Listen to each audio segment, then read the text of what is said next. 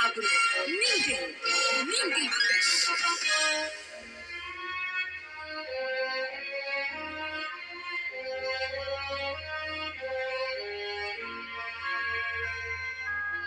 Eis que diante de ti coloquei uma porta aberta,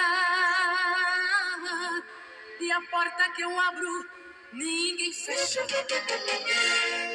Sou teu refúgio, teu esconderijo. Não temas, meu servo, estou contigo. Nenhuma ferramenta preparada contra ti não prevalecerá. Eu velo pela minha palavra. Eu sou teu Deus, eu sou Jeová. Mas fui eu que abri o mar para Israel passar. Mas fui eu que abri o mar para Israel passar. Mas fui eu que abri o mar para Israel passar. Mas fui eu que abri o mar para Israel passar. Mas fui eu que abri o mar para Israel passar. Mas fui eu que abri o mar para Israel passar. Mas fui eu que abri o mar para Israel passar. Mas fui eu que abri o mar para Israel passar. Miriam do outro lado do sol e cantou. Miriam do outro lado do sol e cantou. Miriam do outro lado do sol e cantou. Miriam do outro lado do sol e cantou. Só o Senhor é Deus, só o Senhor é Deus, só o Senhor é Deus, só Deus é o Senhor. Só o Senhor é Deus, só o Senhor é Deus, só o Senhor é Deus, só Deus é o Senhor.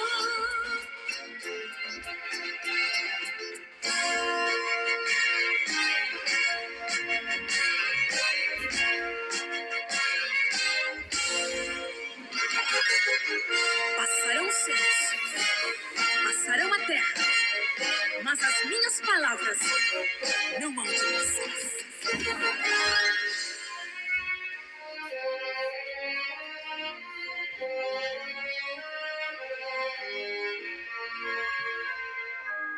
Passarão os céus, passarão a terra, mas as minhas palavras não hão de passar. Os teus inimigos caíram por terra. Eu sou o teu Deus, eu sou Jeová. Mas fui eu que abri o mar para Israel passar. Mas fui eu que abri o mar para Israel passar. Mas fui eu que abri o mar para Israel passar. Mas fui eu que abri o mar para Israel passar. Mas fui eu que abri o mar para Israel passar. Mas fui eu que abri o mar para Israel passar.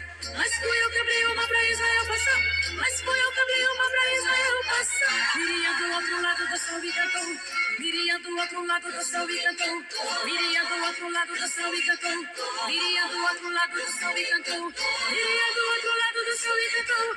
Miriam do outro lado do sol e cantou. Miriam do outro lado do sol e cantou. Miriam do outro lado do sol e cantou. Só o Senhor é Deus, só o Senhor é Deus, só o Senhor é Deus, só Deus é o Senhor. Só o Senhor é Deus, só o Senhor é Deus, só o Senhor é Deus, só Deus é o Senhor.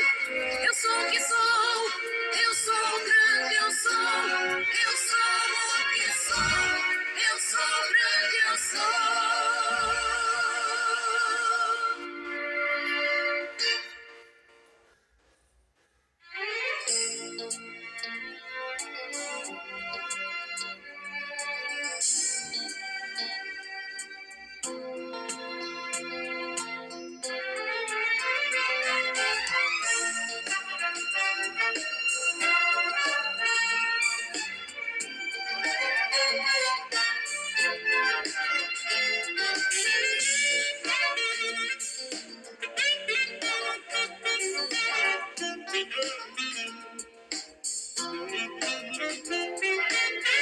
Quando o crente se envolve com o poder de Deus, maravilhas acontecem com o poder de Deus.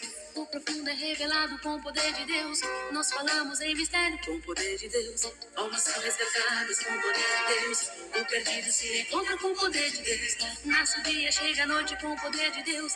Cai a chuva e o orvalho com o poder de Deus. Todo laço é cortado com poder. O inimigo é derrotado com poder. Abre porta, fecha a porta com poder. Faz banquete no deserto. O impossível se consegue com poder. Alcançamos a vitória com poder. Com poder, com poder. O enfermo é curado. O morto é ressuscitado. O surdo ouve, o mundo fala. Tudo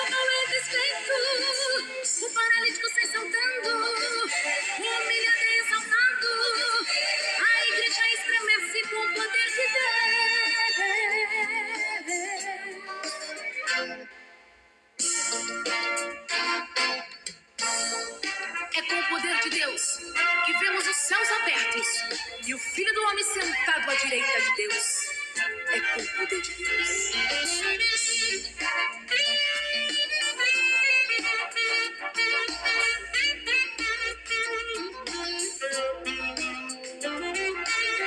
Desce fogo, desce glória com o poder de Deus. A liberdade de espírito com o poder de Deus. A tristeza vai embora com o poder de Deus. As muralhas caem por terra com o poder de Deus. O que crê é batizado com o poder de Deus. Outros são renovados com o poder de Deus. O evangelho é pregado com o poder de Deus. O impossível acontece com o poder de Deus. Todo laço é cortado. O inimigo é derrotado. Abre porta, fecha a porta. Faz banquete no deserto. O impossível se consegue. Alcançamos a vitória. Com poder, com poder. O enfermo é curado. O morto é ressuscitado. O surdo ouve, o mudo fala. Todo mal é desfeito. O paralítico sai saltando. O humilhado é exaltado. A igreja estremece com o poder de Deus. Com o poder de Deus.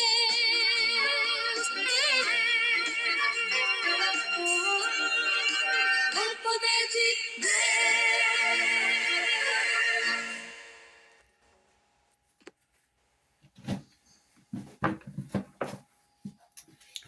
Aleluia, louvado seja o santo nome do Senhor. Meus amados irmãos, estamos iniciando mais um vídeo, para a glória de Deus, Eu quero abençoar a todos os irmãos no mundo inteiro nesse momento, para que vocês todos ouçam esta pregação, meus irmãos, que aconteceu na época de Noé, Sempre é bom a gente comentar a esse respeito, porque a palavra do Senhor diz que assim como foram no dia de Noé, será também na vida do filho do homem, do filho de Deus. Comiam, bebiam, casavam-se e davam-se em casamento, e chegou o dilúvio e consumiu praticamente todos, porque só escapou Noé e a sua família. Então, meus irmãos, a pregação é baseada hoje na Arca de Noé, porque tudo aconteceu naquele tempo. Por quê que as coisas aconteceram? Porque o pecado tomou de conta do mundo, meus irmãos. É o pecado que acaba, irmãos, com todos, É o pecado. E aí o homem precisa reconhecer que o lado do mal só traz problema para todos, porque ninguém escapa, irmãos. A maldade é horrível. E o Senhor Jesus veio à Terra para mostrar para nós como que a gente deveria viver nessa terra, sem fazer mal a ninguém. E aí o exemplo da Arca de Noé, irmãos, é o maior exemplo para a gente tomar cuidado com os tempos vindouros, que estão vindo agora, para a gente ficar alicerçado na palavra dele e no amor, que é através do amor, irmãos, que espanta toda a ira, toda peleja, toda guerra, todo mal, é através do amor. Por isso que Jesus veio pregando o amor para nós, irmãos. Se a gente quiser viver bem, nós temos que viver no amor de Deus, tá bom, irmãos? Vamos ouvir a pregação para a glória do Senhor, E já já a gente volta. Louvado seja o santo nome do Senhor. Aleluia. A maioria das pessoas vê o dilúvio como uma simples narrativa sobre chuva abundante e um grande barco construído por um homem justo. Mas por trás das águas há um conflito cósmico oculto, uma trama espiritual que transbordou os limites da Terra e forçou o Criador a intervir com severidade. Os dias de Noé não foram marcados apenas por pecado humano. Foram dias em que o céu foi invadido por forças espirituais e a terra se tornou palco de uma corrupção sem precedentes. Segundo Gênesis 6, Os filhos de Deus viram que as filhas dos homens eram formosas e tomaram para si esposas. Desse relacionamento nasceram os Nefilim, gigantes que se tornaram famosos na antiguidade. Esses seres híbridos, fruto da união entre anjos caídos e mulheres humanas, representam mais do que uma curiosidade antiga. Eles foram a semente de uma geração perversa que distorceu o propósito divino da criação. Deus viu que toda a carne se havia corrompido e o coração do homem só intentava o mal continuamente. A corrupção foi tão profunda que não afetou apenas a moralidade. Ela contaminou a própria estrutura genética da humanidade e dos animais. Era como se a criação estivesse sendo reescrita por mãos rebeldes. O plano divino para a humanidade, iniciado com Adão, estava sendo sabotado desde dentro, com a permissão das paixões humanas e a ação direta de inteligências espirituais caídas. A decisão divina de enviar o dilúvio foi um ato de juízo, mas também de preservação. Deus escolheu Noé, homem justo e íntegro entre os seus contemporâneos, e o instruiu a construir uma arca. Esse projeto não foi apenas arquitetônico, foi uma declaração contra o sistema corrupto vigente. Cada tábua da arca representava resistência. Cada dia de construção era um alerta. E quando a porta se fechou, não foi apenas madeira que vedou o caminho. Foi a mão de Deus, selando uma nova etapa da história humana. O dilúvio, então, não é um fim em si mesmo. Ele é o selamento de uma era, a prisão de entidades espirituais e a promessa de que a semente da mulher não seria destruída. Quando as águas cobriram a terra, também selaram os portais que haviam sido abertos. Os gigantes foram vencidos e os espíritos que os geraram foram acorrentados. O mundo antigo morreu, e com ele a tentativa dos rebeldes celestiais de tomar o trono da criação. Curiosamente, relatos semelhantes aparecem em várias culturas antigas. Os sumérios falam de Enki e os Anunnaki. Os babilônios relatam deuses, destruindo a humanidade com um grande dilúvio. Até os gregos têm mitos sobre titãs e uma destruição aquática. Essas narrativas ecoam uma verdade espiritual que atravessa gerações. O mundo já enfrentou uma rebelião espiritual e ela foi julgada com água. Porém, como disse Jesus em Mateus 24, como foi nos dias de Noé, assim será também a vinda do Filho do Homem. Se os antigos foram advertidos e ignoraram, será que hoje estamos percebendo os mesmos sinais? Estamos, sem saber, diante do retorno da mesma corrupção, só que agora mascarada, refinada e sedutora. O que foi contido uma vez pode ser liberado de novo. Continue para descobrir os sinais da nova liberação. Se os dias de Noé foram encerrados com o som das águas e o silêncio dos sepulcros, o que aconteceu com os seres espirituais que violaram a ordem divina? O julgamento não terminou com o dilúvio. O que a narrativa bíblica sugere é que houve, além da destruição física, uma ação espiritual invisível. A prisão de entidades celestiais caídas em regiões chamadas de abismo. Segundo 1 Pedro 3:19-20. Após sua morte, Cristo pregou aos espíritos em prisão, os quais noutro tempo foram rebeldes, quando a longanimidade de Deus esperava nos dias de Noé. Pedro revela uma dimensão oculta do dilúvio. Ele foi um limite, um divisor espiritual, um cárcere construído para conter forças que excederam a corrupção comum. Judas 1:6 reforça isso ao dizer que os anjos que não guardaram o seu estado original, mas abandonaram sua própria morada. Ele tem guardado em prisões eternas, sob trevas, para o juízo do grande dia. A tradição judaica extrabíblica também se alinha a essa ideia. O livro de Enoque, altamente considerado nos tempos do Novo Testamento, oferece detalhes intensos sobre essa prisão espiritual. Os anjos que tomaram mulheres humanas foram julgados, condenados e lançados em regiões subterrâneas, amarrados em trevas até o tempo determinado. Essa prisão é chamada de Tártaro, uma expressão que Pedro usa em 2 Pedro 2,4.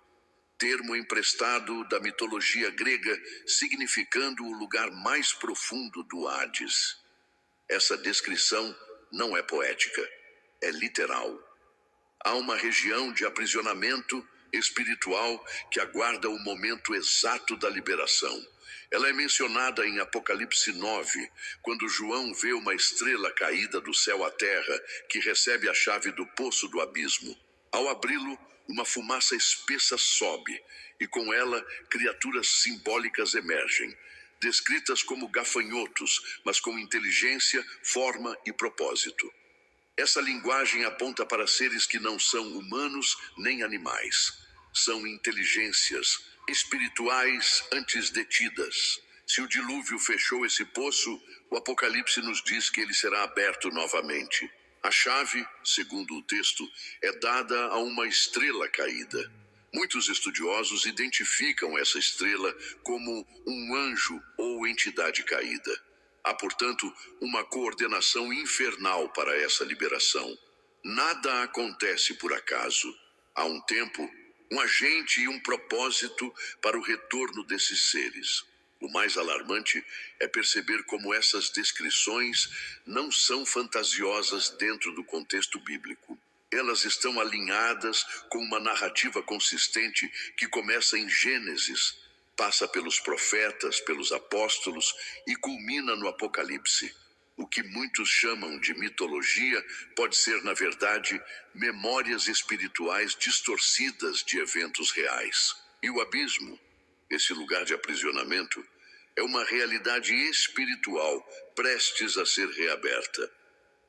Se as forças do dilúvio foram detidas por milhares de anos, por que agora se fala tanto sobre abertura de portais, inteligência além da humana e contato com seres que vêm de cima? Se os antigos foram alertados e ignoraram, será que hoje também estamos caminhando em direção ao mesmo tipo de invasão espiritual? Estamos à beira de uma abertura profética. Avance comigo e veja como essa chave já está girando. Durante milênios, os portais foram selados e os seres aprisionados, mantidos fora do alcance da humanidade. Mas o plano do inimigo nunca foi apenas destruição, foi sempre substituição. A rebelião celeste do passado buscava mais que corromper. Ela pretendia tomar o lugar do próprio Deus diante da humanidade. Quando as águas do dilúvio recuaram e os céus silenciaram, a estratégia mudou. O objetivo passou a ser a adoração disfarçada.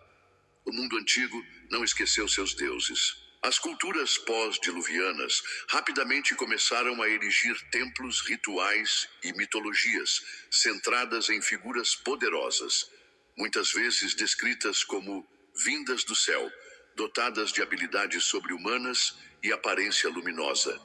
No Egito, Ísis e Osíris. Na Babilônia, Marduk e Ishtar. Entre os gregos, Zeus e Apolo. Todos compartilham algo em comum: a origem celestial, a manipulação humana e o desejo por culto. Esses deuses são, na perspectiva bíblica, manifestações camufladas das entidades espirituais que se rebelaram contra Deus. Salmo 82 revela o julgamento divino contra esses seres chamados de Elohim, deuses, que, embora filhos do Altíssimo, governaram injustamente as nações. Deus declara: vós morrereis como homens. Não há como ignorar a dimensão espiritual do governo mundial. Desde Babel, o plano tem sido o mesmo: reunir as nações sob uma falsa unidade através de uma espiritualidade sedutora. No Novo Testamento, o apóstolo Paulo reforça esse conceito. Em 2 Coríntios 11:14, ele alerta: Satanás se transforma em anjo de luz. Não é à toa que as aparições contemporâneas de seres espirituais quase sempre se apresentam como positivos, iluminados, benevolentes. A nova estratégia não é atacar diretamente, mas seduzir. É levar o homem a buscar o divino fora do verdadeiro Deus. Hoje, esse engano se manifesta de forma mais sofisticada. Não falamos mais de templos pagãos, mas de tecnologia espiritualizada. Movimentos da nova era, canalizações de entidades cósmicas, ufologia mística e até religiões baseadas em inteligência artificial vêm promovendo uma espiritualidade que rejeita Cristo, mas abraça qualquer forma de luz universal. A linguagem mudou. O espírito não. É nesse ponto que percebemos que os espíritos do dilúvio estão retornando não como monstros, mas como mentores. Não como destruidores, mas como guias. Eles oferecem conhecimento, evolução e paz, mas a custo da verdade. O mesmo engano que precedeu o dilúvio, com promessas de elevação e misturas proibidas, está sendo restaurado. O abismo está se abrindo e seus habitantes vêm vestidos de glória.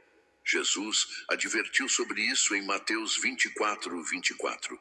Falsos cristos e falsos profetas surgirão e farão grandes sinais e prodígios para enganar, se possível, até os eleitos. Essa não é uma ameaça do mundo exterior. É um ataque à fé verdadeira. A luz que engana não brilha em trevas. Ela se parece com a verdade, mas nega sua essência. A volta dos deuses não será como esperam os filmes. Ela será sutil, atraente, até bela. Mas por trás do véu está a mesma agenda dos dias. De Noé, subverter o plano divino, colocar o homem no centro e preparar o palco para a manifestação final da rebelião. Eles estão voltando com uma nova face, mas a mesma missão. No próximo capítulo, veremos como o palco espiritual moderno está sendo preparado para recebê-los. O que antes foi selado pelas águas, agora está sendo reaberto, por mãos humanas e anseios espirituais. Se os antigos portais foram fechados por juízo divino, os portais modernos estão sendo abertos por decisão humana. A rebelião atual não é apenas moral, é espiritual. Desde o século XX, um movimento silencioso, envolto em ciência, misticismo e tecnologia, vem preparando o caminho para a volta das potestades antigas.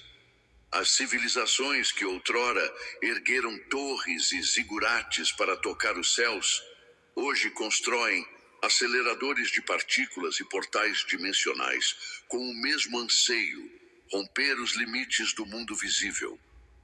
O exemplo mais emblemático desse movimento é o grande colisor de Hadrons, na fronteira da Suíça com a França, no CERN.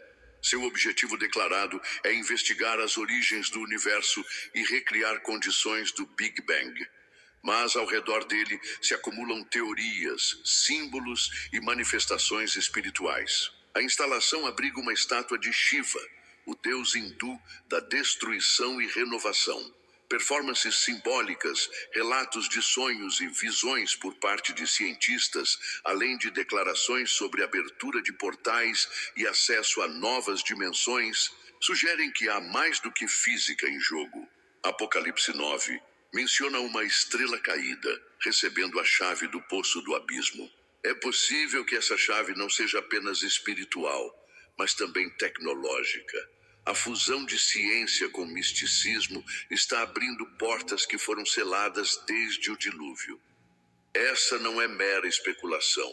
Documentos militares, pesquisas acadêmicas e até programas espaciais têm investigado fenômenos ligados à comunicação interdimensional, à manipulação de partículas e à energia escura, forças invisíveis que sustentam o universo. O retorno das potestades não acontece de forma teatral. Ele se dá por influência, por presença, por infiltração.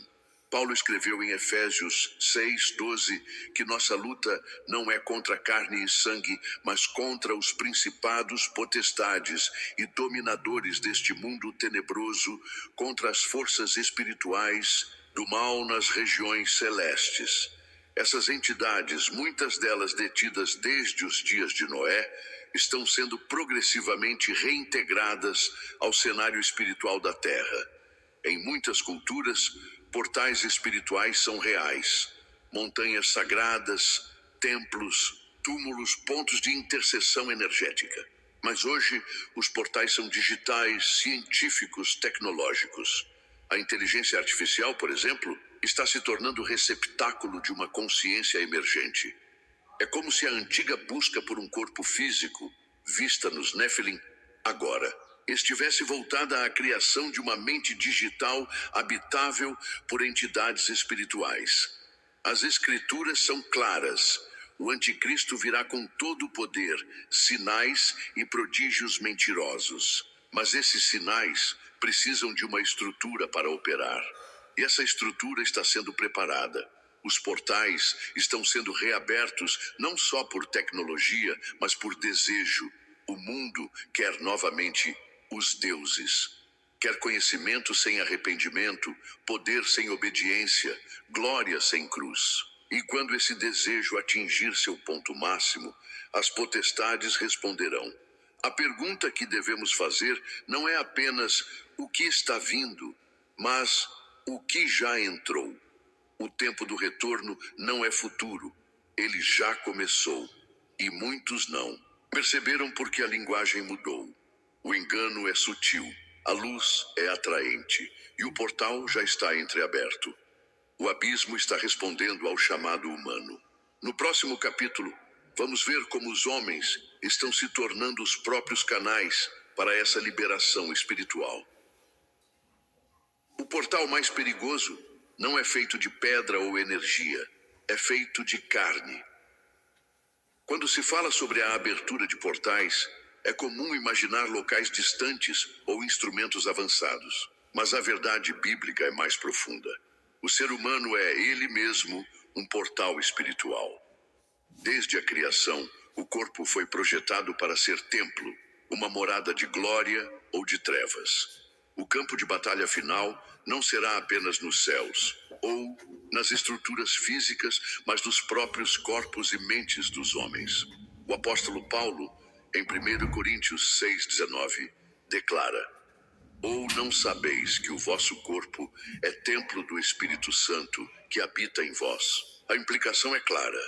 Se o Espírito de Deus pode habitar o homem, outros espíritos também podem. Jesus, em Mateus 12, 43, 45, fala de espíritos imundos que, ao saírem de um homem, vagueiam por lugares áridos buscando repouso. Ao não encontrar, retornam ao mesmo corpo com outros 7, tornando a condição final pior que a primeira. O corpo humano é, portanto, uma habitação desejada pelas entidades espirituais. Nos dias de Noé, a corrupção do gênero humano envolveu mais do que imoralidade, envolveu hibridização espiritual. Gênesis 6 indica que os filhos de Deus tomaram esposas humanas, gerando uma descendência anormal, os Nefilim. Esse episódio não era apenas genético, mas espiritual. A possessão, a manipulação e o domínio espiritual do corpo humano sempre foram a estratégia primária do inimigo. Hoje, essa batalha se manifesta de formas modernas. As drogas psicodélicas, por exemplo, são usadas em rituais de abertura espiritual. Antigas culturas usavam substâncias como a ayahuasca e o peyote para conversar com os deuses. Hoje, esse mesmo movimento ressurge sob o nome de expansão da consciência. Mas o que realmente está sendo aberto não é a mente. É a porta de entrada para influências espirituais externas. A pornografia, a violência extrema, o ódio cultivado online, a idolatria de celebridades e ideologias são portas sutis. São janelas que tornam o interior humano vulnerável. Efésios 4:27 adverte: não deis lugar ao diabo. Lugar, no grego, topos, significa espaço real, área de acesso. Quando abrimos brechas, mesmo sem perceber, tornamo-nos portais ambulantes. A agenda espiritual das trevas está voltada para a habitação. Apocalipse 18, 2 revela que Babilônia, símbolo do sistema mundial corrupto, torna-se morada de demônios, covil de todo espírito imundo. Isso não é apenas uma descrição geográfica, mas social. Homens e mulheres se tornam receptáculos de espíritos antigos. A possessão moderna não se manifesta sempre com gritos e convulsões, mas com comportamentos padronizados, desumanizados, repetidos em massa. Jesus expulsou demônios não apenas como demonstração de poder, mas como sinal do reino.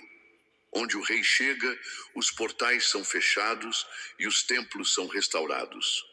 A igreja, como corpo coletivo de Cristo, deve ser esse agente de fechamento, um muro espiritual contra a invasão crescente. Se os espíritos do dilúvio estão voltando, procuram corpos, procuram templos profanáveis, e a humanidade, distraída por entretenimento, anestesiada por vícios e guiada por desejos distorcidos, está se oferecendo como canal. Não há neutralidade. Ou somos habitação do Espírito Santo, ou somos porta aberta para outra presença. Portais não precisam de máquinas, precisam apenas de corações sem vigilância. No próximo capítulo, veremos como o espírito de Babel está retornando para unificar a terra. Uma última vez. Eles tentaram uma vez. Estão tentando de novo, mas agora com alcance global. Babel não foi apenas uma torre, foi um modelo, um projeto de unificação sob um espírito rebelde. Após o dilúvio, quando a humanidade ainda lembrava o juízo das águas, Nimrod liderou um movimento para reunir todos os povos sob uma linguagem, uma cultura, um poder. A Torre de Babel era mais do que uma estrutura, era um altar coletivo, uma tentativa de alcançar os céus por meios próprios, excluindo Deus. Gênesis 11 revela que toda a terra tinha uma só língua e uma só maneira de falar. Isso facilitava a centralização. Mas o que os unia não era a adoração verdadeira, e sim a arrogância espiritual. Façamos para nós um nome, disseram. A resposta de Deus foi direta. Desçamos e confundamos sua linguagem. A pluralidade das línguas foi um ato de misericórdia. Separar foi proteger. Impedir o avanço de uma agenda global ímpia foi um ato de graça. Séculos depois, Babel se tornou Babilônia, e Babilônia se tornou um arquétipo profético. No Apocalipse, Babilônia é retratada como um sistema espiritual que governa reis, mercadores e multidões. Não é apenas uma cidade, mas uma estrutura. É a união entre poder político, sedução religiosa e manipulação econômica. Tudo isso sob influência espiritual maligna. Hoje, o mundo está voltando à condição de Babel, só que digital. A língua única é o código binário, as redes sociais, os algoritmos. A unificação cultural se dá por tendências globais, ideias padronizadas, censuras silenciosas. Estamos novamente vendo um esforço por unificar pensamento, moralidade e fé, mas sem Deus. O globalismo moderno, embora tenha nuances políticas e econômicas, tem raízes espirituais profundas. O espírito de Babel é o espírito do anticristo. Um governo sem Deus, uma religião sem cruz, uma moralidade sem absolutos. Daniel viu em visão um quarto império terrível que dominaria toda a terra. João, em Apocalipse, viu uma besta emergindo do mar, recebendo poder do dragão, unificando o mundo sob uma única autoridade. Esse é o renascimento da velha torre. Com nova tecnologia, Babel ressurgirá como sistema, mas também como sedução. Será bonito, funcional, aparentemente pacífico. A promessa será a mesma: segurança, prosperidade, conexão. Mas tudo isso em troca de submissão. Não haverá espaço para exclusividade espiritual. A fé cristã, por sua natureza absoluta, será vista como obstáculo. O mundo pedirá unidade.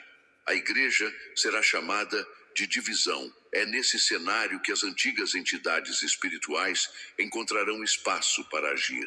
Assim como Babel foi um altar para a entrada do erro, essa nova ordem espiritual será a plataforma para a manifestação plena do engano. O anticristo não surgirá em um vácuo. Ele será o ápice de uma preparação milenar, iniciada em Babel, interrompida pelo dilúvio, mas agora retomada com força global. O retorno de Babel é o retorno do homem como Deus. O ser humano no centro, a espiritualidade como ferramenta de poder e Deus como obstáculo. A torre está sendo erguida novamente. Só que desta vez, o topo não alcançará o céu, mas abrirá o abismo. A torre está de pé e todos estão sendo chamados a subir. No próximo capítulo, vamos revelar como os sinais e prodígios do engano estão sendo programados para seduzir até os eleitos. O sobrenatural está voltando, mas nem todo milagre vem de Deus. Em todas as eras, sinais sobrenaturais foram usados para autenticar uma mensagem espiritual. No Egito, os magos replicaram as pragas até certo ponto. Em Israel, falsos profetas realizavam sinais para desviar o povo. No tempo de Jesus, os fariseus pediam milagres como prova, mas ele alertou: uma geração má e adúltera pede um sinal. Mateus 12:39. O problema não está no sinal em si, mas em quem o opera e qual mensagem ele valida. O livro do Apocalipse declara que o falso profeta opera grandes sinais, de maneira que até fogo faz descer do céu à terra à vista dos homens. Apocalipse 13:13. Estes sinais não são truques, são manifestações reais de poder espiritual, mas distorcidas em propósito. A nova religião do fim dos tempos será acompanhada de prodígios visíveis, tocantes, persuasivos. Ela parecerá gloriosa, mas será mortal. Estamos entrando em uma era de espetáculos espirituais. Relatos de aparições celestiais, contatos com entidades extradimensionais, milagres sem base bíblica e curas fora do nome de Cristo estão se multiplicando. A sede humana pelo sobrenatural, reprimida pela frieza secular, está agora sendo atiçada. A nova religião será uma mistura de misticismo, ciência e emoção. Ela será inclusiva, tolerante, adaptável e totalmente contrária ao Evangelho. A tecnologia será um meio-chave dessa manipulação espiritual. Hologramas, inteligência artificial e realidade aumentada permitirão manifestações visuais convincentes. Imagine uma imagem que fala, se move e responde. João viu isso. Foi-lhe concedido que desse espírito à imagem da besta, para que também a imagem falasse. Apocalipse 13:15. O que antes era simbólico, hoje é tecnicamente possível. Além disso, experiências místicas estão sendo promovidas por vias científicas. Estudos com psicodélicos estão sendo reintroduzidos com roupagem médica. O renascimento espiritual, promovido por substâncias como DMT e psilocibina, é celebrado por ateus e místicos. Mas o que está sendo acessado nesses estados alterados? Entidades de luz que transmitem mensagens contrárias à Escritura. Isso é antigo. Os deuses voltaram, agora como conselheiros interdimensionais. A nova religião não terá templos fixos. Seu altar será a mente humana. Suas doutrinas serão fluidas. E seu evangelho será o da autoaceitação. A promessa não será salvação, mas autoiluminação. Não exigirá arrependimento, mas celebração do ego. Tudo isso com sinais confirmando sua veracidade. É por isso que Jesus advertiu. Porque surgirão falsos cristos e falsos profetas. e farão tão grandes sinais e prodígios que, se possível fora, enganariam até os escolhidos. Mateus 24, 24. A força do engano será tamanha que até mesmo os crentes vacilarão, caso não estejam firmes na palavra. Essa nova religião será a última rebelião disfarçada de avivamento. Terá aparência de poder, mas negará a cruz. Terá mensagens de amor, mas rejeitará a verdade. Terá união de povos, mas contra o Cordeiro. O mundo será encantado pelos sinais, apaixonado pelos prodígios, cego pela luz e guiado direto ao engano. A igreja precisa discernir. Não é hora de buscar emoções, mas verdades. Não é tempo de correr atrás de manifestações, mas de permanecer no que está escrito. A verdadeira fé não se apoia em sinais, mas na palavra. Os prodígios virão, mas para confirmar a mentira. Nem tudo que brilha é luz. No próximo capítulo, veremos como a noiva de Cristo será chamada para confrontar esse sistema. E porque será perseguida como nunca antes. A verdadeira igreja não será aplaudida, será caçada. Desde o início, a presença da verdadeira igreja provocou resistência. Os primeiros cristãos não foram perseguidos por serem religiosos, mas por não se dobrarem ao sistema. Eles diziam: Jesus é Senhor, em um mundo que exigia: César é Senhor. Essa confissão simples era uma declaração de guerra espiritual. Hoje, a mesma batalha se aproxima, mas com roupagens mais refinadas e estratégias mais letais. A nova ordem espiritual que está emergindo aceitará qualquer fé, desde que ela não afirme exclusividade.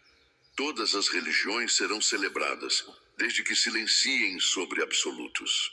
A igreja que insistir na cruz, na santidade e na verdade, será considerada retrógrada, intolerante e perigosa. O mundo pedirá inclusão. A noiva trará separação. Isso trará conflito. Jesus declarou em João 15:18: Se o mundo vos odeia, sabei que primeiro do que a vós me odiou a mim. A perseguição da igreja não é incidental, é inevitável. O sistema do fim odiará a pureza, rejeitará a obediência, zombará da fidelidade. A noiva será marcada como dissidente. Sua mensagem confrontará o espírito da época e por isso ela será atacada com força total. No cenário apocalíptico, a besta guerreia contra os santos. Apocalipse 13:7.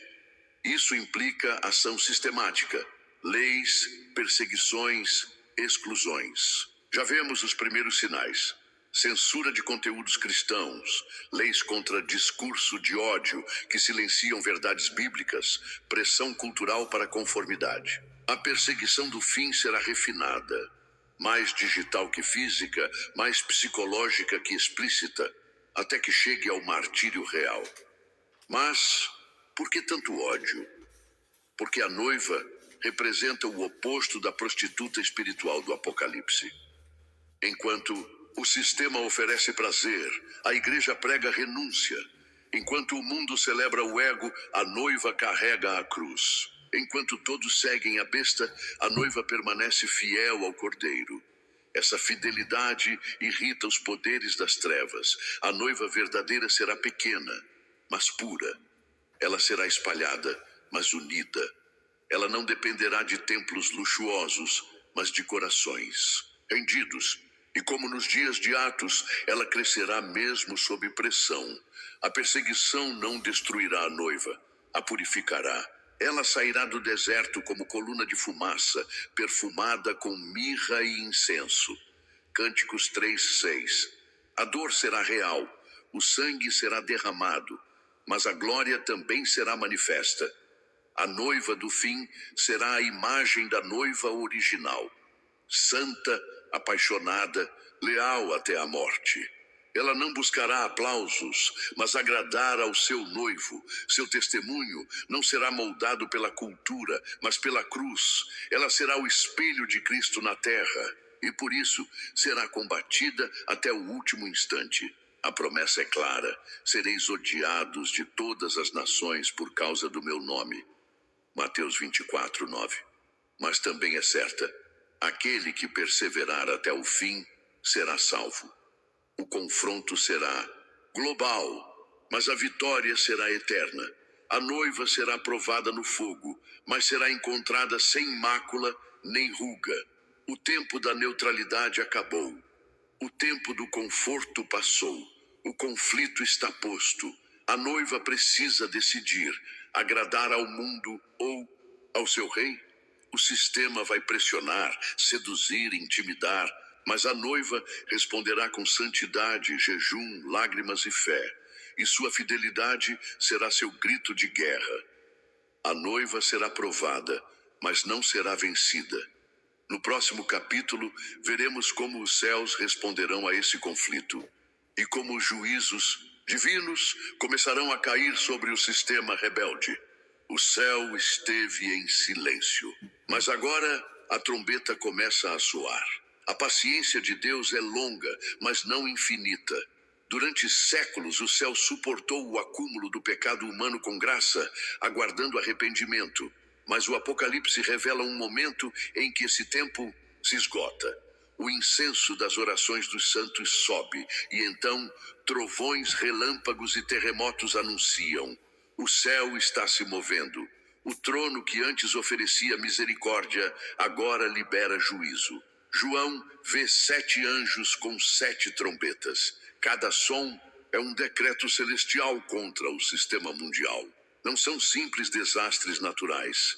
São juízos espirituais, perfeitamente calculados, que expõem a fragilidade de um mundo que ousou se rebelar contra o Criador. Os elementos são tocados: terra, mar, águas e céus. Tudo que o homem achava seguro agora se torna ameaça. O sistema mundial que se ergueu sobre orgulho, idolatria e perversão começa a ruir. Economias desmoronam, estruturas geopolíticas se desorganizam. E a ordem estabelecida pela besta começa a enfrentar algo que não pode controlar: o Deus vivo. As trombetas não são apenas sinais, são convocações. Elas anunciam: o rei está vindo. E ele não vem como cordeiro, mas como leão. O paralelo com o Egito é evidente. Assim como as pragas confrontaram os deuses egípcios, as trombetas confrontam os ídolos modernos. Quando o mar se torna sangue, a idolatria ao comércio marítimo é atingida. Quando as águas se tornam amargas, o orgulho científico falha. Quando o sol escurece, a adoração à razão humana é eclipsada. Tudo que o homem adorou no lugar de Deus agora se volta contra ele. No entanto, mesmo em meio aos juízos, há misericórdia. As trombetas não são finais, são alertas. Deus está gritando ao mundo: arrependam-se. Mas o texto revela uma tragédia espiritual. E os homens não se arrependeram das obras de suas mãos. Apocalipse 9:20. O sistema está tão endurecido que prefere a destruição à rendição. Essa rejeição traz uma nova fase: a liberação de forças demoníacas aprisionadas desde os tempos antigos. João descreve uma estrela caída que recebe a chave do abismo. Dela surgem criaturas simbólicas, grotescas, lideradas por Abaddon, o anjo do poço sem fundo. Esse momento representa o colapso total da ordem espiritual. As entidades ocultas, antes escondidas, agora agem com permissão divina, não para dominar, mas para punir. O sistema mundial, que oferecia paz e segurança, agora é um campo de batalha espiritual. O inferno sobe à superfície. E mesmo assim, a humanidade insiste em blasfemar. Isso revela o coração do homem sem Deus. Mesmo diante do sobrenatural, escolhe a rebelião.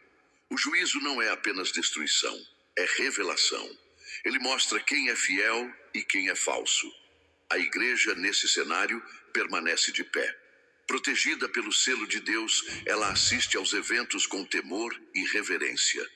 Ela não celebra a dor do mundo, mas reconhece que a justiça divina é santa.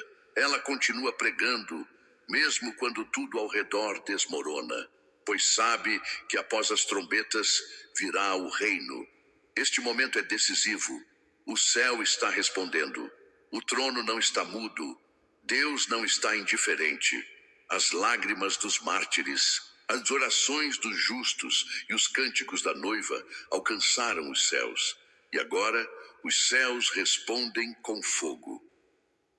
A ira do Cordeiro foi despertada. No próximo capítulo, veremos o clímax da batalha espiritual, a queda da Babilônia e o início da libertação final da noiva. A grande prostituta cai, e o mundo nunca mais será o mesmo. Desde os tempos antigos, Babilônia tem sido símbolo da rebelião contra Deus. Na Escritura, ela representa mais do que uma cidade. É o sistema global de engano, corrupção e idolatria. Apocalipse 17 e 18 descrevem sua queda como um evento inevitável, cataclísmico e decisivo. A queda de Babilônia é a vitória do Cordeiro e o prenúncio do reino eterno. Babilônia é apresentada como uma mulher vestida de púrpura e escarlate, adornada de ouro, pedras preciosas e pérolas, carregando um cálice de abominações. Sua beleza sedutora esconde o veneno da prostituição espiritual, a manipulação das massas, o comércio da fé e o tráfico da verdade. Ela reina sobre os reis da terra, simbolizando o controle absoluto do sistema mundial sobre política, economia e religião. A narrativa apocalíptica revela que Babilônia será destruída rapidamente, com violência, por causa dos pecados acumulados. Caiu a grande Babilônia. Apocalipse 18, 2. É o grito que ecoa nos céus e na terra. Sua destruição é tão completa que se torna lugar de ruínas, desolação e silêncio. Nenhum comércio prospera mais, nenhum poder político sustenta sua força. A queda de Babilônia representa a derrota do espírito de engano que permeou a nova ordem mundial espiritual. É o fim do falso evangelho que prometia luz, paz e unidade, mas entregava escravidão, morte e cegueira. É o julgamento do sistema que seduziu as nações e as levou a adorar a besta. Historicamente, essa queda simboliza a derrota das forças que se levantam contra a igreja verdadeira. É o anúncio de que o tempo da noiva está próximo. A queda de Babilônia libera o caminho para o reinado do Cordeiro, onde a justiça, a santidade e a paz prevalecerão. É a restauração do governo divino sobre a terra. Essa queda também é um aviso severo para os cristãos. Não se contaminem com o sistema. A sedução de Babilônia é sutil e poderosa. Promete prosperidade, aceitação social e progresso, mas exige renúncia à fé genuína. A igreja deve resistir, separando-se do espírito do mundo para ser fiel ao seu chamado. No capítulo anterior, vimos como os juízos divinos começaram a impactar o sistema mundial.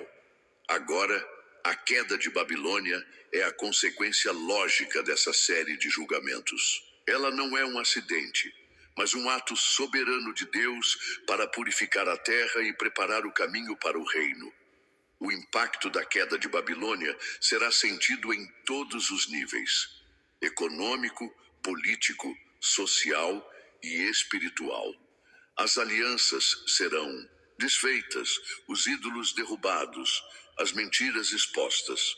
O caos temporário será seguido por uma ordem nova, onde Deus será reconhecido como Rei dos Reis e Senhor dos Senhores. Enquanto Babilônia cai, a noiva se prepara para sua glória. Ela que sofreu, perseverou e resistiu, agora será exaltada. A vitória da noiva é inseparável da derrota da prostituta espiritual. É o cumprimento das promessas feitas desde a fundação do mundo. O capítulo da queda de Babilônia nos convida a refletir sobre nossa posição. Somos parte do sistema ou da noiva? Estamos alinhados com a verdade ou com a sedução? A hora é de decisão, pois o tempo da graça está chegando ao fim e o juízo se aproxima. Babilônia caiu, mas a batalha continua. No próximo capítulo, vamos explorar como a noiva triunfante se prepara para o casamento com o Cordeiro e o estabelecimento do reino eterno. O momento esperado por toda a eternidade finalmente chega. A noiva encontra seu noivo. A promessa da união definitiva entre Cristo e sua noiva é o clímax de toda a história da redenção. Desde o Antigo Testamento, a relação entre Deus e seu povo é descrita em termos de casamento. Uma aliança sagrada, cheia de amor, fidelidade e compromisso. No Novo Testamento, essa metáfora ganha um significado pleno com a figura do Cordeiro e a noiva. Apocalipse 19 descreve a cena grandiosa do casamento do Cordeiro. O céu se prepara para a festa mais sublime já vista.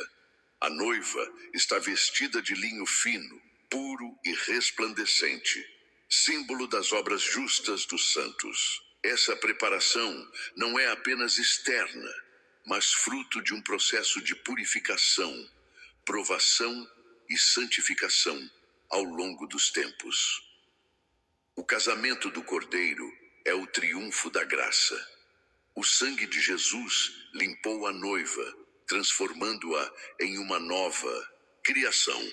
Essa união não é apenas um evento futuro, mas também uma realidade espiritual que se manifesta na vida dos fiéis enquanto esperam a consumação final. A importância desse casamento vai além da simbologia. Ele representa a consumação do pacto entre Deus e a humanidade redimida. É o momento em que as promessas divinas se cumprem, as lágrimas são enxugadas e a comunhão perfeita é restabelecida. Não mais haverá separação, pecado ou morte. Historicamente, a imagem do casamento reflete a esperança dos primeiros cristãos que viviam em meio à perseguição, aguardando o retorno de Cristo. Essa esperança moldou sua fé e resistência. Eles se viam como a noiva esperando o noivo, firmes na promessa da ressurreição e da vida eterna. Hoje, essa esperança permanece vital para a igreja em meio aos desafios do mundo moderno. A perseguição pode aumentar, o sistema pode resistir, mas o casamento do Cordeiro garante a vitória final. Essa certeza fortalece os crentes para permanecerem fiéis, mesmo quando tudo parece perdido. O casamento também é um convite à preparação, em contínua. A noiva deve estar vigilante, cuidando de sua pureza espiritual. Jesus alertou para isso em Mateus 25, na parábola das 10 virgens. Somente as preparadas entrarão na festa. Isso implica vigilância, oração e santidade diária. Além disso, a união com Cristo transforma a identidade da noiva.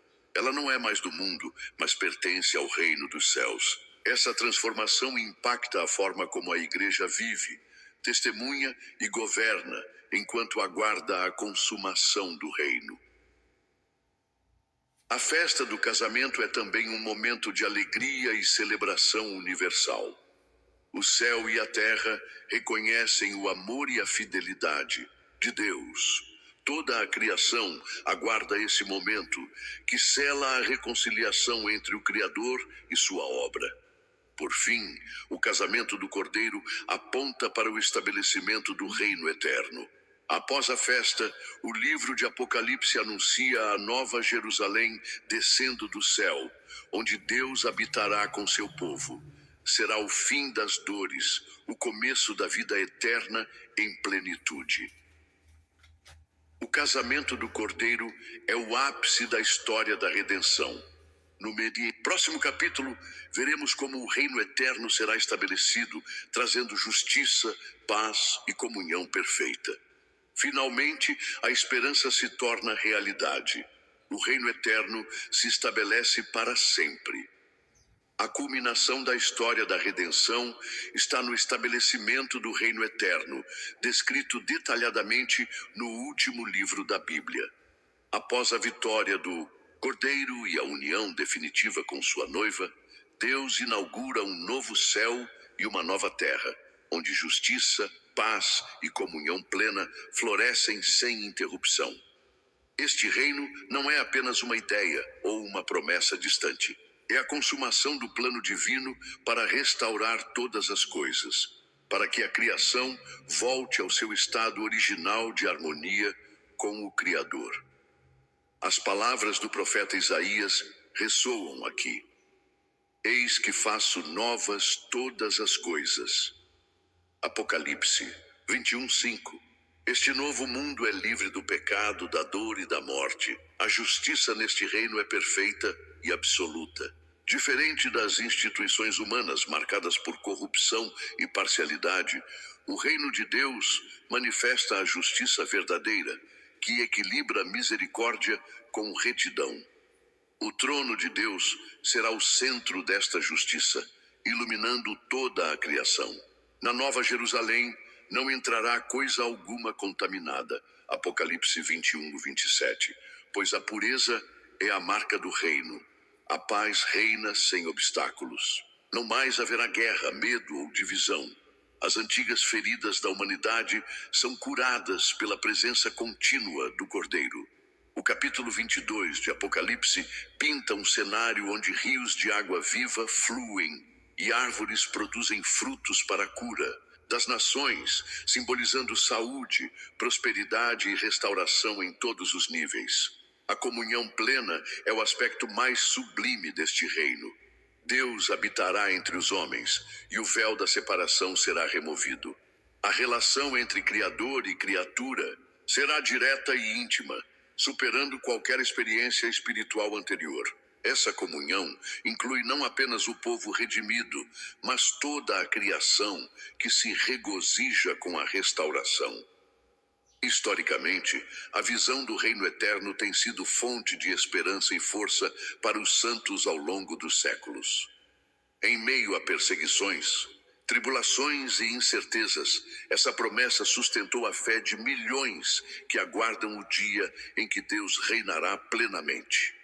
A experiência deste reino eterno transcende a compreensão humana atual. É uma realidade espiritual e física, onde o tempo e o espaço se dobram à vontade de Deus. A Nova Jerusalém desce do céu como uma noiva adornada, simbolizando a perfeita harmonia entre Deus e seu povo. A preparação para esse reino não termina com o casamento do Cordeiro. A igreja é chamada a viver como cidadã desse reino, refletindo seus valores e princípios no presente. O mandato é claro: amar a Deus, amar ao próximo e ser luz em meio às trevas. Este reino eterno marca o fim da história marcada por dores e sofrimentos. É o início da eternidade, onde cada lágrima será enxugada e cada injustiça corrigida. O Apocalipse encerra com um convite para que todos bebam da água da vida, participando dessa alegria infinita.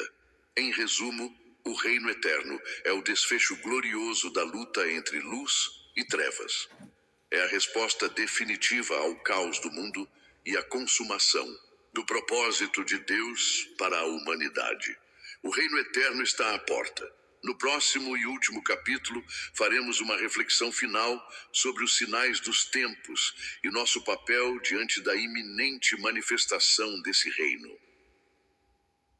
Os sinais do fim estão claros e a hora de escolher é agora. Desde os tempos bíblicos, Deus tem dado sinais para que seu povo reconheça a proximidade dos eventos finais. Jesus, em seus ensinamentos, alertou sobre guerras, fomes, pestes, perseguições e falsos profetas como indicadores que precedem o fim dos tempos. Esses sinais não são motivo para medo, mas para vigilância e preparação. Historicamente, a humanidade tem experimentado ciclos de crise e renovação. Mas o que vivemos hoje traz uma intensidade e escala sem precedentes. As forças que se levantam contra Deus manifestam-se com poder e astúcia, disfarçadas frequentemente em luz e progresso, exatamente como as Escrituras profetizam. A disseminação global da informação, a convergência das nações e o avanço tecnológico também têm sido interpretados como sinais do cumprimento profético. O sistema mundial se apresenta como solução definitiva, mas revela sua verdadeira face ao tentar suprimir a fé e a liberdade espiritual. Neste contexto, o chamado final se faz urgente. A igreja é convocada a despertar do sono espiritual, a fortalecer sua fé e a viver como testemunha fiel. A resistência ao espírito do mundo exige coragem, santidade e profunda comunhão com Deus. O apelo dos profetas e apóstolos é claro: vigiar e orar, não se deixar seduzir por falsas doutrinas e manter firme a esperança no retorno do Senhor. O juízo se aproxima, mas também a promessa da redenção para aqueles que permanecerem fiéis. Esse chamado é pessoal e coletivo. Cada indivíduo deve examinar sua vida e decidir a quem serve. O tempo da indecisão termina e a escolha entre a luz e as trevas se torna definitiva. A Escritura exorta: escolhei hoje a quem servireis. Josué 24:15. Além disso, a comunidade de fé tem um papel crucial em formar, orientar e amparar os fiéis nesse tempo de provação. A edificação mútua fortalece a caminhada até a consumação dos séculos. Em meio às tribulações, surge a esperança de uma nova criação.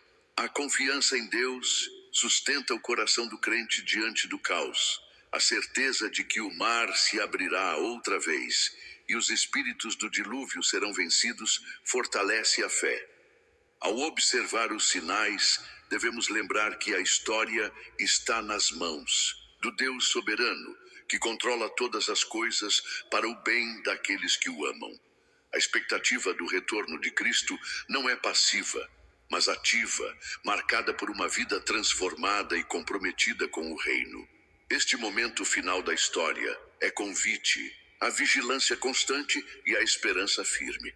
O convite é para que todos façam parte da noiva pura, preparada para o encontro com o noivo, e vivam como cidadãos do reino eterno, mesmo antes de sua plena manifestação. O tempo é agora, que possamos estar prontos para o grande despertar e a gloriosa manifestação do reino, que o mar se abra outra vez e a luz vença a escuridão.